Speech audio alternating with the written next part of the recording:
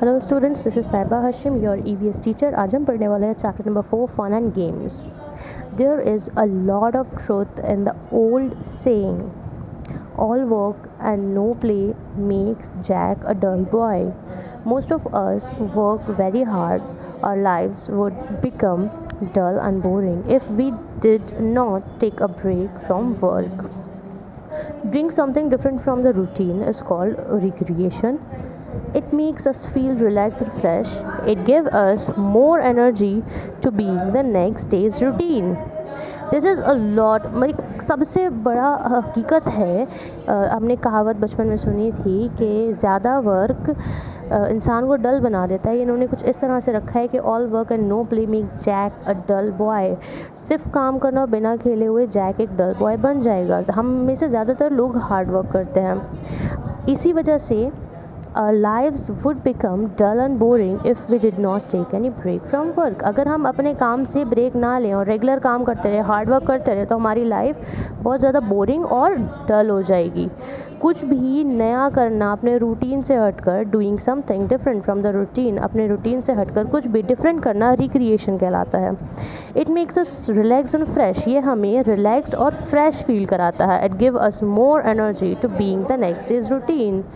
ये हमको अगले दिन काम करने के लिए और एनर्जी देता है। अब हम बात करेंगे टाइप्स ऑफ गेम्स की। गेम्स के भी टाइप्स होते हैं, तरीके होते हैं।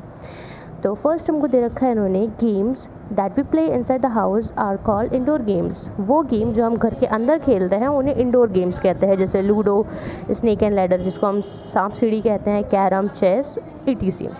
Games that we play outside the house are called outdoor games. वो गेम्स जो हम घर के बाहर जाके खेलते हैं उसे हम आउटडोर गेम्स कहते हैं। For example cricket, volleyball, hockey, etc.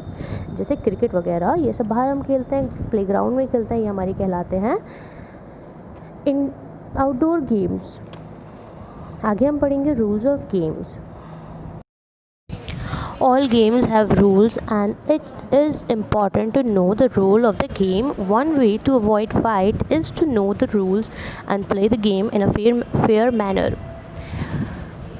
Her game का अपना एक अलग रूल होता है, उस रूल को जानना ज़रूरी है। अगर हम सारे रूल्स गेम के जानते हैं तो जाहिर है हम गलत तरीके से नहीं खेलेंगे तो जाहिर है झगड़ा नहीं होगा। तो एक फेयर मैनर से खेलने के लिए मैटर करता है कि आपको गेम्स के रूल मालूम हों। Referees can be appointed to ensure that the game is played in a fair way.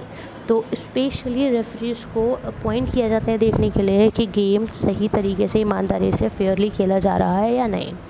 Sometimes we might get into a argument with a friend while playing. कभी कभी हम अपने दोस्त के साथ बहस कर लेते हैं खेलते वक्त। आर्ग्यूमेंट में B caused by confusion regarding the rules of the game.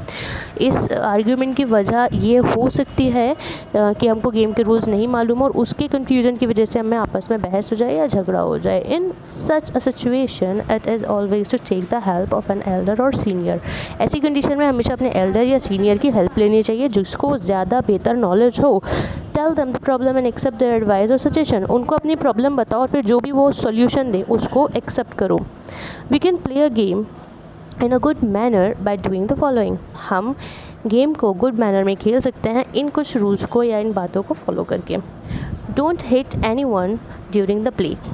Game के दौरान कभी किसी को हिट नहीं करना चाहिए। Don't push anyone while playing. खेलते वक्त किसी को धक्का नहीं देना चाहिए। Don't kick anyone. किसी को किक नहीं करना चाहिए। Avoid cheating others. दूसरों के साथ चीटिंग करने में मतलब दूसरों के साथ चीटिंग करने को अवॉइड करना चाहिए। Be a good listener. एक अच्छा लिसनर बनने की कोशिश करना चाहिए। Develop habit of sharing things with others.